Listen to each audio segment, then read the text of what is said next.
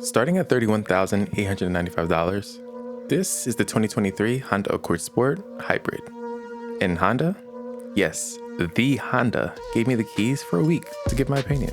My name is Matt, and this is Rockets Drive Club.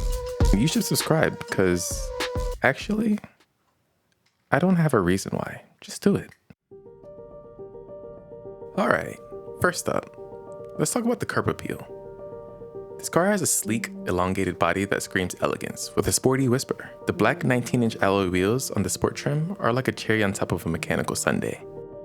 It's like Honda decided to put on a tuxedo, but keep its sneakers on. And I'm all for it. The updated LED headlights give just enough aggressiveness to get the slow drivers out of the left lane.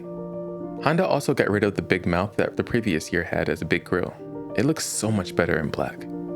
What do you guys think?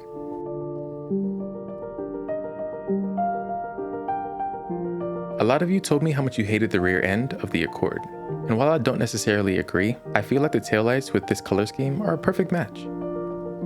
And to finish it all off, you get a little black spoiler to aid in the accent. If you want my honest opinion, this car gives me Audi A7 vibes on the outside, with this slopey hatchback kind of look. But now, let's hop inside. The interior is like a modern day lounge. The seats? Oh, they're more supportive than my last relationship. But Matt, what about the tech? Well, with a 12.3-inch touchscreen and wireless Apple CarPlay, it's like having a personal assistant right on the dash. There's a sense of minimalistic design on the inside. No distractions, just comfort and luxury. And that 12.3-inch touchscreen is one of the biggest screens that Honda has put into any car. The quality of everything inside is just perfect. I absolutely love the ASMR type sounds you get from things like the vent knobs, for example. I'll cover more of the interior when we go for a drive later on. Now, under the hood, we've got a 4th gen 2-motor hybrid system that's ready to hustle, and selectable drive modes to match your mood on the road. Feeling economical or sporty? Either way, the Accord's got your back. What you get is a 2-liter inline-4 and a 2-motor hybrid system. That means you get 204 horsepower, which is down from last year's 252 horsepower in the 2.0T trim. But let's not forget about staying safe. This Accord comes packed with safety features that would make a worried mom sigh with relief. With its next-gen airbags and updated Honda Sensing Suite, it's like having a guardian angel on wheels. The Honda Sensing Suite of safety features and assistive technologies are enabled by a new camera with a wider 90-degree field of view and a wide-angle radar with a 120-degree field of view. This wide angle improves collision prevention performance via improved ability to recognize objects, such as vehicles or pedestrians, as well as white lines, road boundaries like curbs or other vehicles, pedestrians, bicyclists, a few moments later, motorcycles, and road signs. Now for my favorite part, the drive. Again, I want to say give special thanks to Honda for sending me this out. As I told people on my live stream, if you guys missed my live stream on Instagram and TikTok, getting a Honda was one of my biggest goals. I know it's like a popular car and everything, but it's one of my biggest goals because they're hard to get cars from. To me, it's just a little bit of a achievement to show how far I have come as a content creator and journalist. So this thing's holding on for dear life back here. All right.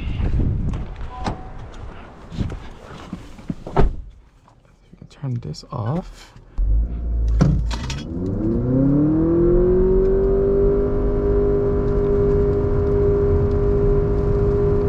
That didn't feel as fast as the first time I did it.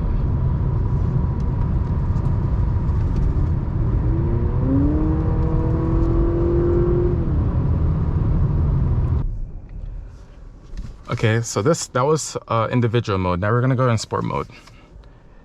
Once you put your foot on the gas and the brake, the car turns on. Let go. Notice there's no shifting. That tells me that this is a CVT. But the thing is, let it cool off for a second. The thing is, though, maybe it's something to do with the battery being low as well. Maybe, I don't know. I'm not 100% on hybrids and how they work. But the thing is, if you were to just gun it now, it shifts gears.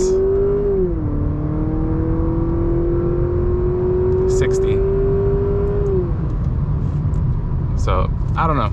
Like I said, I'm not really too knowledgeable on hybrids and how they function, especially in this one. I don't know. Again, the paddle shifters don't really do anything. They're plastic. It does turn up the sensitivity for the regenerative braking, like I said. So if I floor it and let go, it starts to brake, and you can tell that the brake lights are on. The more you press it, the more it brakes for you to charge the battery back up. As you can see, it's almost coming to a complete stop. My foot is not on the brake at all. Let's see how slow it goes. Okay, at 7 miles per hour, it stops braking.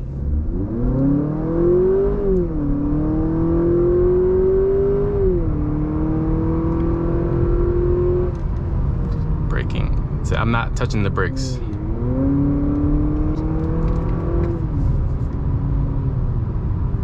Turn in. It feels a little bit floaty, but that could be the tires. Like it wants to understeer a bit, but that's also because it's front wheel drive. You're not gonna get kick out or anything in this. Obviously, if you add like some sway bars or something, that would help out significantly, but if you're getting this car, I don't see you trying to use this for performance. This is more of like a daily, get you from point A to point B type of car. That's fuel efficient. Granted, I've been hauling it a little bit and it's been drinking some gas, so let me see if I can see how much mileage we're getting. What we got? We're getting 31 miles to the gallon average right now.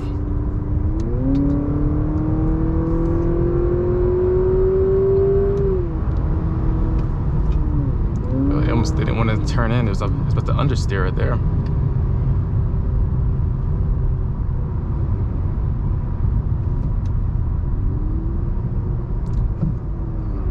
I love the little downshifts that it does. Being that this might be a CVT, or being that this is a CVT, you don't feel the gear shifts, which I'm not a big fan of. I like to feel a little bit of nudging when the gear changes, even if it's like manufactured, if it's fake or whatever. I would like that better than not feeling anything at all. It almost feels like a fully electric car, because there's no gear shifts, there's no nothing. The torque is there indefinitely. Not a lot of torque again, but it's there.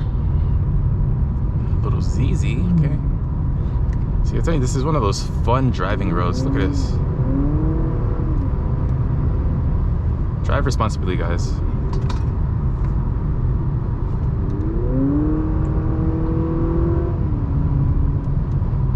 think this is where I'm going to turn around at too, yeah.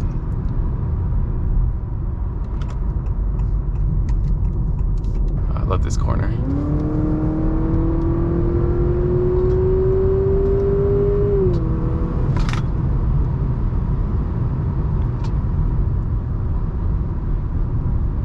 Alright, so I think I found the sweet spot. What I don't like about the regenerative braking is that it turns on the brake lights as soon as you let off the throttle, which I'm not a big fan of. However, the second from highest sensitivity for this is like the sweet spot. It holds you around corners. It doesn't like slow you down too much, but it doesn't also like not do anything or not do anything. So we got 275 miles to empty still, and we still have a little bit more than half a tank. See how much better the this will be an eco mode. All right, flooring it.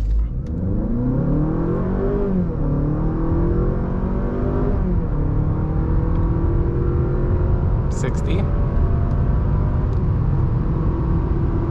It feels a little bit more sluggish when it comes to shifting, but other than that, it's about the same. I guess you'll feel the most of eco mode when you're like driving slower, or like in like traffic. When you step on the pedal, it doesn't give you as much power, I guess, would be the wording, as if you were in sport mode. So the throttle sensitivity is way lighter. Yeah, that's pretty much what I noticed about that mode. Normal mode, I don't really expect anything crazy. I feel like it should be balanced in this mode. Changing the modes also changes the steering weight and everything like that. really have to brake around corners like these. Okay, so I'm going to go to individual mode so you can see what can be changed. So you can change powertrain, steering, acceleration, and gauges. So no shifting.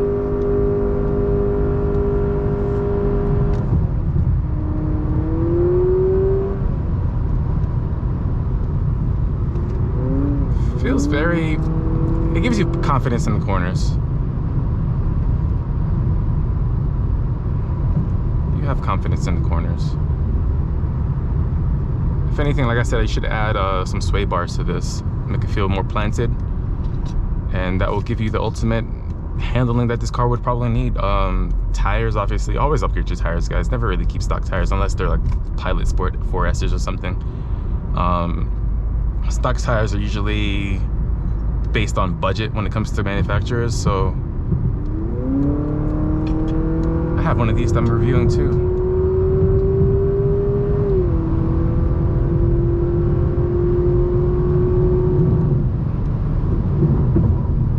This is about the end, guys.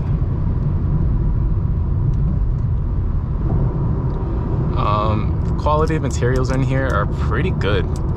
The seats are leather, they're comfy, they hold you in. I wasn't sliding around in the seats or anything, but they're very comfortable. It has a sunroof. I just don't open it when I'm driving because these headphones can pick up everything, but good there, that front. The wipers, I don't know if it has an auto mode. I haven't found one, but wipers are good. Again, something that's upgradable anyway, so it's kind of hard for me to pinpoint things on this car that would be bad or I would complain about, but then those things are fixable, so there's no point of really complaining about it. The gauges, they just turn from red to white or whatever other color that it might show, but it's mainly red. The acceleration is going to be eco or normal. Steering, same thing. Putting in sport steering gives you more heavier steering. Powertrain, I'm sure it makes it more sensitive, and then it gives you the pumped in audio noise. That noise. Because without it, you're not going to hear that. So let me slow down some so I can do a better example. So this is in eco mode.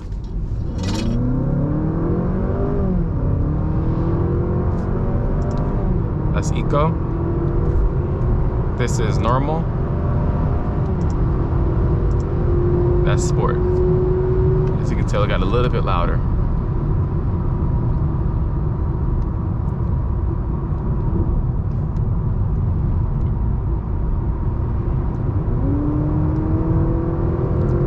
It's enough pep to get you where you need to go. Back to the car, you have digital down here. The knobs sound nice to turn around and whatnot. All the knobs are like that. You got heated seats. No cooled seats, I don't think. Yeah, no cooled seats, I don't see any. It's dual climate, so you change the temperature on both sides of the vehicle. And then later on, I'll sit in the back seat so you guys can see what that looks like.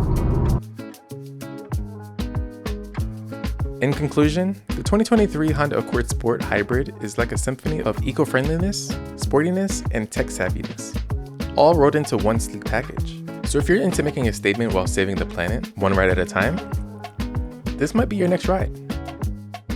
And that's a wrap. If you enjoyed this automotive rendezvous, don't forget to hit that like button, share, and subscribe for more car escapades. Until next time, drive safe and have fun.